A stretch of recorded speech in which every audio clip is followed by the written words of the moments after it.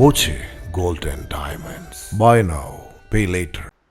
സമ്പൂർണ്ണ പാർപ്പിടം എന്ന ലക്ഷ്യത്തിൽ ഊന്നി ഒറ്റപ്പാലം നഗരസഭാ ബജറ്റ്. ഭവന നിർമ്മാണത്തിന് 11 കോടി രൂപയാണ് വകയിരുത്തിയത്.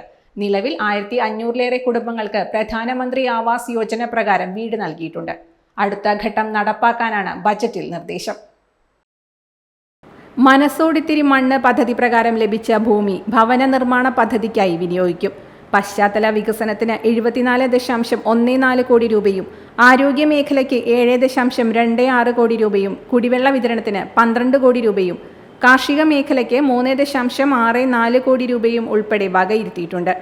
138.20 കോടി രൂപ വരവും 137.34 കോടി രൂപ ചിലവും 17.67 കോടി രൂപ നീക്കിയിരിപ്പും പ്രതീക്ഷിക്കുന്ന ബജറ്റാണ് നഗരസഭാ ഉപാധ്യക്ഷൻ കെ രാജേഷ് അവതരിപ്പിച്ചത്. അധ്യക്ഷ കെ ജാനകി ദേവി ബജറ്റ് പുസ്തകം പ്രകാശനം ചെയ്തു. കൗൺസിലർ പദവിയിൽ തുടർച്ചയായി 25 വർഷം തികച്ച BJP അംഗം എസ് ഗംഗാധരനെ ആദരിച്ചു.